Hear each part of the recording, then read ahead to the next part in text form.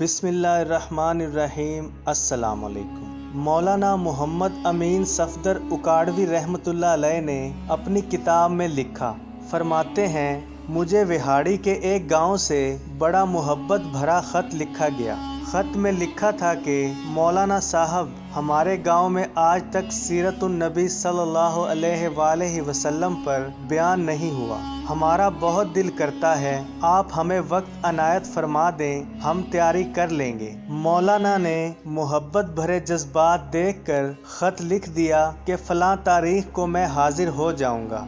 दिए गए वक्त पर मौलाना ट्रेन से उतरकर तांगा पर बैठकर गांव पहुंच गए तो आगे मेज़बानों ने उन्हें हदिया पेश करके कहा कि मौलाना साहिब आप जा सकते हैं, हम बयान नहीं करवाना चाहते। उनसे वजह पूछी गई तो बताया कि हमारे गांव में 90% कादियानी हैं। वो हमें धमकियां देते हैं कि अगर सीरतुन नबी सल्लल्लाहु अलैहि वसल्लम पर बयान करवाया तो ना तो तुम्हारी इज्जतें, ना माल और ना घर बार महफूज रहेंगे। मौलाना, हम कमज़ोर हैं, गरीब हैं, तादाद में भी कम हैं, इसलिए हम नहीं कर सकते। मौलाना ने लिफाफा वापस कर दिया और तारीखी अल्फाज कहे कि बात सिर्फ तुम्हारी होती या मेरी होती तो ज़रूर वापस चला जाता, मगर बात मदीने वाले आका सल्लल्लाहु अलैहि वसल्लम की इज्जत की आ गई है। अब बयान होगा और ज़रूर होगा। गांव के लोग घबरा गए कि हजरत आप तो चले जाएंगे,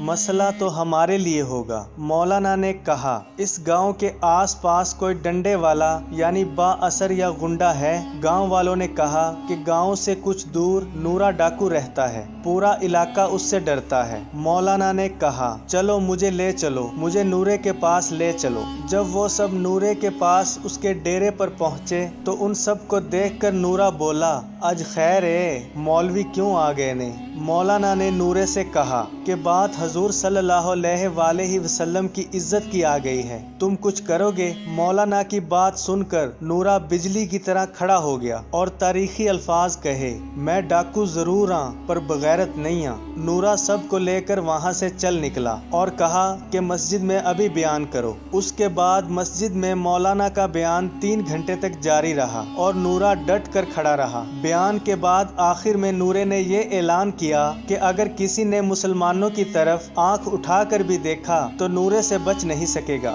मौलाना फरमाते हैं कि मैं वापस आ गया। कुछ माह बाद मेरे घर पर एक आदमी आया, सर पर अमामा, चेहरे पर दाढ़ी, जुबान पर दरूद पाक का विरद। मैंने पूछा, कौन हो? वो रोकर बोला, मौलाना मैं नूरा डाकू हूँ। नूरे डाकू ने कहा, जिस दिन मैं वापस घर को लौटा जाकर सो गया, आंख लगी ही थी कि प्यारे मुस्तफ़ा करीम सल्लल्लाहु अलैहि वसल्लम मेरे ख्वाब में तशरीफ़ ले आए। सुभान अल्लाह। मेरा माथा चूमा और फरमाया, आज तूने मेरी इज्जत पर पहरा दिया है, मैं और मेरा अल्लाह तुमसे खुश हो गए हैं। अल्लाह ताला ने तेरे पिछले सब गुनाह माफ़ फरमा दिए हैं। मौलाना साहिब, इसके बाद मेरी आँख खुली तो सब कुछ बदल चुका था। अब तो हर वक्त आँखों से आंसू ही खुश्क नहीं होते। मौलाना साहब, मैं आपका शुक्रिया अदा करने आया हूँ। आपकी वजह से तो मेरी ज़िंदगी ही बदल गई और मेरी आखिरत भी संवर गई। अल्लाह पाक हमें हजूर सल्लल्लाहु अलैहि वसल्लम की ख्वाब में ज़ियारत और क़यामत के दिन शिफात नसीब फरमाए।